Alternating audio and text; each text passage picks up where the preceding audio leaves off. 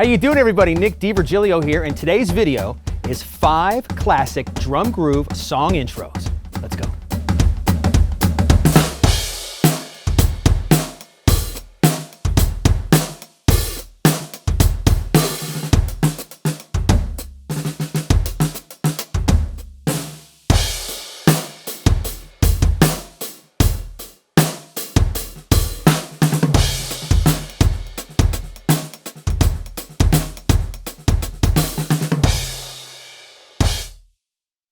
There are a lot of drum grooves that start songs out there, and some are totally iconic. You can hear that drum beat and you know exactly what song is coming. And I think I picked 5 pretty good ones here for this video. Now there's a lot more, of course, but to keep this video pretty short so you have more time to check out all of the amazing content that's on Sweetwater's YouTube channel, because there's a ton of content, a lot of information there. I encourage you to check it all out. And so again, to keep this video a little bit short, I just picked 5, which also leaves us room to do another video of 5 more songs later on down the road. All right, with that said, let's get started. I'm going to go back in time now to one of the iconic drummers of all time, Krupa. He was the original rock star drummer, okay? Way back in the 30s and 40s, he used to play, he'd sweat, his hair would be flying all over the place. He was a total entertainer. The song is Sing, Sing, Sing, and what's cool about this tune is that it's one of those iconic songs that every drummer should learn at one time or another in their career. It's fun, it utilizes the whole kit, it's got a swung, bouncy groove, it's fun to play, so let's get into it. All right, here we go. The bass of this groove is just kick and hi-hat are doing the pulse back and forth, like this. 1, 2, 2, 3, 4, 1, 2, 3, 4. Pretty simple there. That goes so you just kind of forget that it's even happening. That's your ostinato. Over the top of that is the floor tom pattern. Now again, it's 4 bars long. The first 3 bars are generally the same. The 4th bar changes it up just a little bit. So let me play that for you right now. 1, 2, 3, 4. 2, 3. Here we go. 1, 2, 3, last bar. What I'm going to do to demonstrate this groove for you, and also what I'm going to do with the other grooves as well, is I'm going to vocalize these grooves. As a drummer, I think it is the utmost importance if you can sing what you're playing on the drum kit. Don't worry about the notes, what you're singing, just vocalize it. It'll go a long way to help you internalizing the feel of whatever groove you're learning. Okay? Especially when you get into really technical, hard things. If you can vocalize it while you're playing, boy, you are way ahead of the game. So, with that said, I'm going to vocalize the tom beat while keeping the pulse with my feet. Remember, real simple pulse with your feet. 1, 2, 3, 4. 1 and Okay? 1 and 2 and 3, 4. 1 and 2 and 3, 4. Simple. Okay, you do that for 3 bars. The only difference in the last bar is he sort of plays, you can think of it as a swing ride cymbal pattern. Doom, ding, da, doom, ding, da, doom. Like that, but he's playing it on the floor tom. And he's also playing it between the hands, not just with one hand. And that's what differentiates the first 3 bars from the 4th bar. It's there to change it up a bit, but it's also there to cue the band when they know to come in right after that 4th bar. And it just rounds out the whole 4-bar pattern. So one more time, the whole thing. Here we go. 1, 2, 1, 2, 3, 4.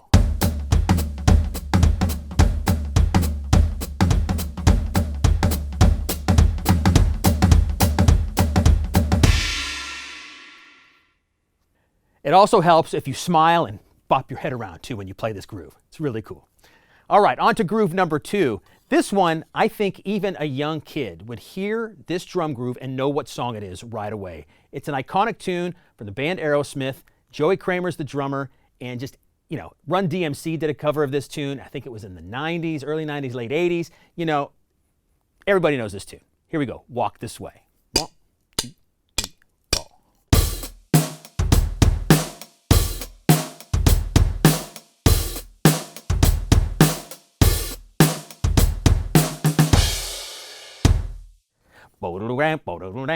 I mean, everybody knows what it is without even hearing the guitar part, right? I wish I had a song with a drum groove that was so iconic that everybody knew the tune without even hearing any of the other instruments. That's how cool this drum groove is. And it's really simple. It's a 1-bar pattern that just repeats, okay? So let me play just the kick drum part while keeping time with the hi-hat so you can hear it. 1, 2, 3, 4.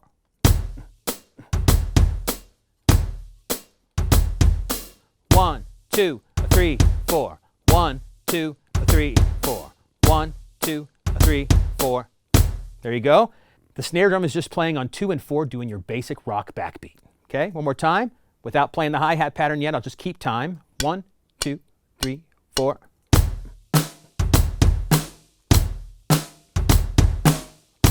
Two, 3, 4. 1, 2, 3, 4. Now, what makes the groove special and unique and iconic is the way he plays that hi-hat. The very first beat, the hi-hat opens with the kick drum, and then you're just keeping time for the rest of the bar. It's pretty simple. Here we go. 1, 2, 3, 4.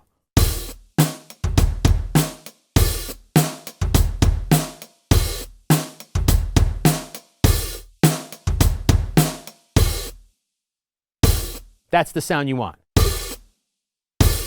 The key to playing this groove, because it is so simple, is that you have to play it with energy and life and passion. That's what makes any groove sound good for sure, but especially simple ones that aren't hard to play. If you play them with just kind of laissez-faire, you don't give much life to it, it's going to sound simple and boring. But if you give it a little bit of energy and life, it's going to sound great no matter how simple it is. And that leads me into our third groove, a classic. One of the greatest drummers of all time, John Bonham, and the song is When the Levee Breaks. Here we go.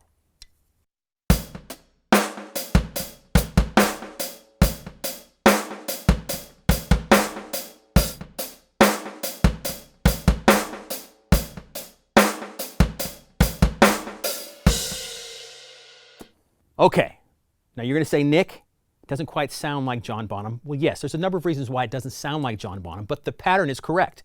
First, I want to tell you that he played on a Ludwig Vistalite kit in a stone castle at the bottom of a stairwell with microphones all over the stone castle with a console, you know, an old tube console. It gave it a sound because of the gear he was playing and the environment he was in, okay? Also, you heard it on this patch. I put it intentionally, I put it on this patch. There's delay on the patch, on the kick drum and on the snare drum. Hear it? The reason that's there is because there was also delay on the drum groove on the Led Zeppelin song, okay? There's also a filter, all kinds of effects going on. That's what makes it all sound the way it does. But the underlying pattern is super simple. Let me turn the delay off, get to the patch without delay, and let me play the pattern for you without any effects. Here we go. 1, 2, 3, 4.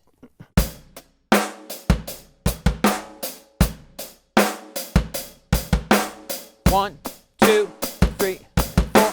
1, 2, 3, and a 4. 1, 2, 3, and a 4. Totally simple rock beat, very plain.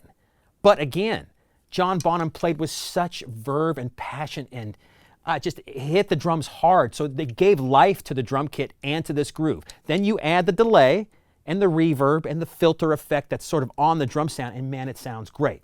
So you may not have delay, you know, on your kit when you're playing this groove live, but if you just play it hard, and on your acoustic kit, if you hit them hard, you know, you'll give it life there as well. The groove is going to sound fantastic. One more time. 1, 2, 3, 4.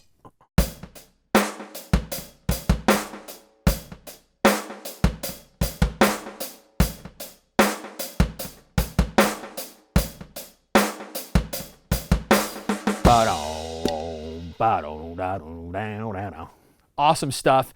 Got to check it out. If you've never heard that tune, especially if you're a young drummer, it is a must-go-to drum beat to check out and learn. All right, now on to groove number 4. We're going to get a little technical now, a little harder playing. This one is just one of the best ever by one of the best drummers ever, Steve Gadd, the Paul Simon song, 50 Ways to Leave Your Lover. Let's check it out. 1, 2, 3, 4.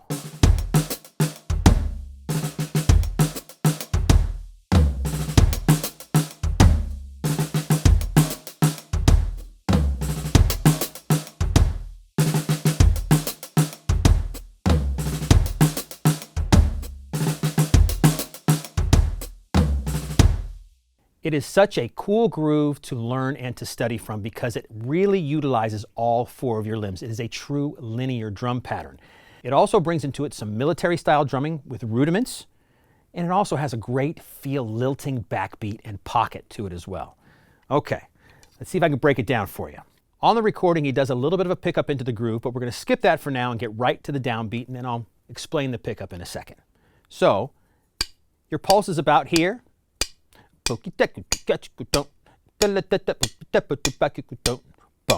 Okay? Not too hard. The first three things you play on this groove are your kick drum, your left hand on the hi-hat, and your right hand on the snare drum. So right there, your hands are turned around from your normal way if you're a right-handed, like the typical right-handed player. Okay? If you're an open-handed player, if you start that from the beginning where your left hand is your lead hand, this groove might be a little bit easier for you. But for the typical right-handed player, you're already turning your hands into an open position. Okay? So that's cool in itself. First three beats are this. It's also really important that you play this groove softly with a light touch. Okay? This is not a heavy-handed groove. I want to say that from the beginning. So again, the first three beats are kick, left hand on the hi-hat, snare drum. Now what makes this groove super cool and linear and all of that kind of stuff is that the fourth beat you play is the chick sound of the hi-hat. When you open and close the cymbals with your foot, it's that sound. Okay?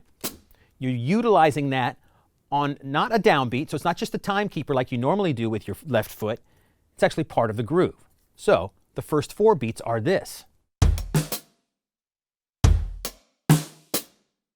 Right foot, left hand, right hand, left foot. So cool.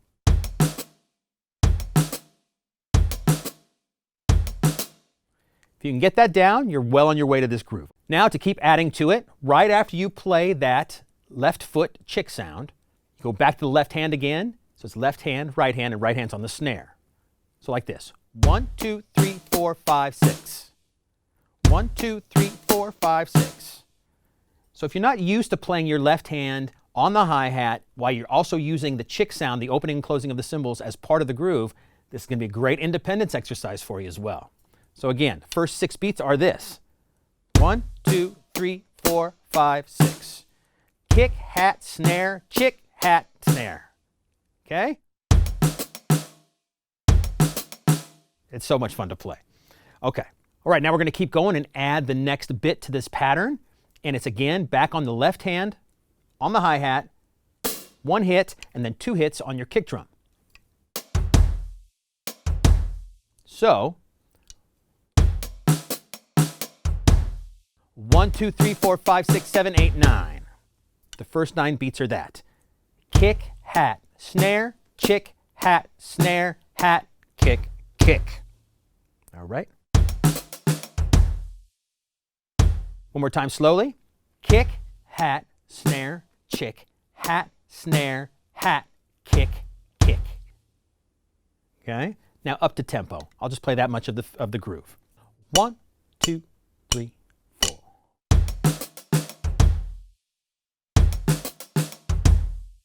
Isn't that fun? Doesn't that sound fun right there? Yeah. Okay, now we're going to add on to the rest of the groove now. It's a little bit simpler, the rest of it. This is where the rudiments, that sort of military style drumming, come into play here. 1, 2, 3, 4.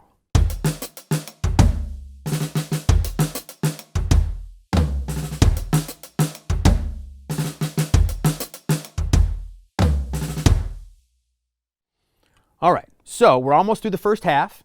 What happens is you play those first 9 beats. I forgot to mention, but I'll mention it now because it's not that big a deal. On the 2 kick drums, on beats 8 and 9, on beat 9 you actually play the floor tom with the kick drum. I forgot to mention that before, so it's like this.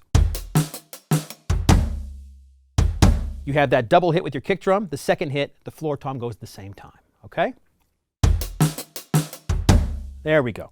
So right after that, you play a little bit of a herta pattern, which basically means just 2 fast notes and 2 slower notes, 2 16ths and 2 8ths. Okay? This also can be changed up a little bit as you play the groove, but that's the basic pattern right there. Okay? So putting that all together. Got it? 1, 2, 3, 4. There we go. That's the first half. Then you repeat that same opening bit again, then just the end changes. So I'll get up to that point. Here we go. 1, 2, 3, 4. Repeat. This is where the change comes in. After the second time through the pattern, you get to that double kick drum. There's a little bit of a pause. Then you hit the 2 floor toms, or if you only have 1 floor tom, just a single floor tom. That's on beat 4. And then you do a little bit of a buzz or a roll to get back into the top of the groove again. So let me put it all together, and I'll show you what that little buzz roll is. Here we go. 1, 2, 3, 4.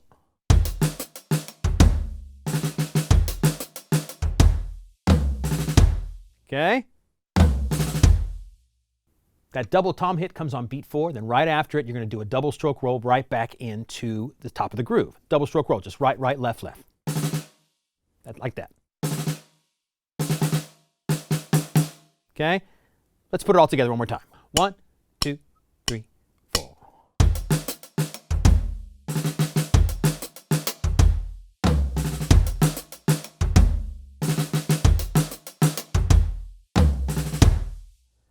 So cool. Once you get this under your hands and feet, you're going to just have a great time with it. And it's, again, great independence exercise, great linear drumming exercise. And I encourage you to check out this whole song, because once the song gets to the chorus, he plays this sort of just really cool, groovy, funky, shuffly pattern over the chorus. Just pick up the jack, jack, make a new plan, stand. It's just a lot of fun to hear. And if you can play those two grooves together, you are going to be one groovy drummer. Steve Gadd is one of the grooviest drummers of all time, so study him as much as you possibly can. All right, that's 50 ways to leave your lover. That leaves one groove left. Again, from another iconic drummer, an iconic song. This one is Rosanna from the drummer Jeff Porcaro. 1, 2, 3, 4.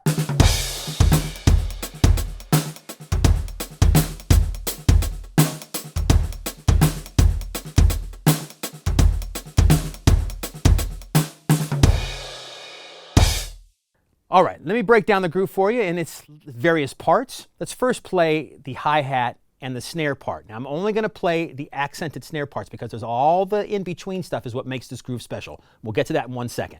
Here we go. 1, 2, 3, 4. 3, 4. 1, 2, 3, 4. 1, 2, 3, 4. It's all about that right hand playing that shuffle in the right hand. 1 and 2 and 3 and 4 and 1 and 2 and 3 and 4. Remember, this is all triplets, okay? If you're a young drummer, there is a difference between triplets and straight 16th notes, okay? So you got to give it that swing to make it feel proper. So 1 and 2 and 3 and 4. If you want to count the triplets really fast, it's 1 and a 2 and a 3 and a 4 and a 1 and a 2 and a 3 and a 4 and a, right? There's 3 notes per beat. That's the triplet feel. You don't play the in-between note. You don't play the second note of the triplet. You just play the first and the third and repeat them over and over again. Again, 1, 2, 3, 4. 1, 2, 3, 4. 1, 2, 3, 4. Pretty simple there. Snare's just doing 2 and 4 on the backbeat. Okay, I'm going to add the kick drum now. And again, I still haven't added all the in-between stuff, the special sauce. We'll get to that in a second. Here we go. Here's the kick drum. 1, 2, 3, 4. 1, and 1.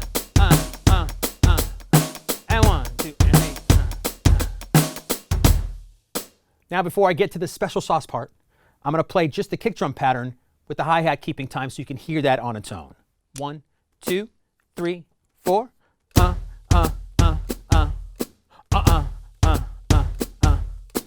1. And 1.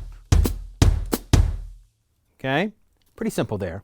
Now, again, it's about putting all of these parts together. Okay, the special sauce part. It's what your left hand is doing. Of course, playing 2 and 4, the backbeat of the song, but you're also playing all of the in-between notes, okay, of the triplet. So you're playing the second note of the triplet. It's in ghosting all these notes. They're really soft compared to the backbeat, the 2 and the 4.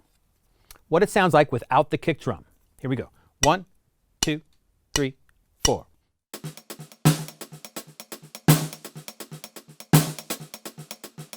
Slow.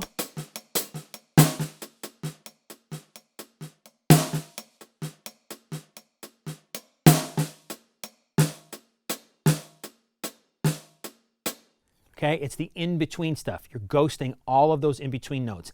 That's what gives this groove life. That's what makes the Purdy Shuffle sound the way it does, this Rosanna groove, even the John Bonham groove from Fool in the Rain. Anybody that plays this sort of funky shuffle beat, you have to have those ghost notes in there. It's all of the in-between stuff. 1, 2, 3, 1, 2, 3, 1, 2, 3, 1, 2, 3, okay? A cool way to practice this is just play that shuffle with your right hand and just play the ghost notes in your left hand like this. 1, 2, 3, 4.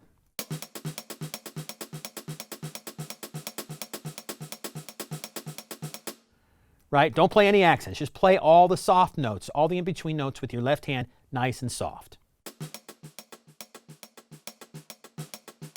Like that. Just so you get used to the feel. You get the muscle memory going there. All right, so now we have in the right foot, you have 2 and 4, all the in-between stuff in your left hand. You have the shuffle in your right hand. Let's put it all together in a groove. 1, 2, 3, 4.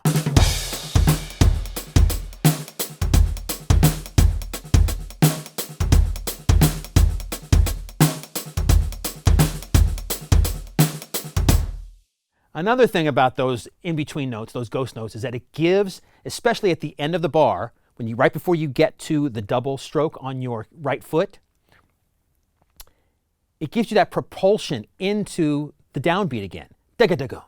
You feel this sort of rolling motion in the groove. That's what makes it so fun and so funky. 2, 3, 4.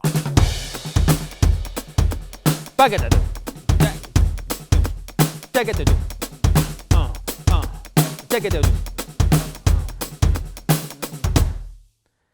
All right, and what I want to just emphatically tell you with all of the grooves that I show you today, these song intros, learn them and then make up your own grooves. That's what the key about all this stuff is. You learn these parts the way the iconic drummers did it and then create your own iconic grooves out of those parts, okay? We all learn from everybody and that's the key to the whole thing. And there you go, everybody. 5 classic drum groove song intros. A lot of fun to play and a lot to learn from in those 5 grooves. Please leave a comment below and leave some suggestions of other songs so I can make another video with 5 more drum groove song intros, all right? Thanks for watching, everybody. See you again soon.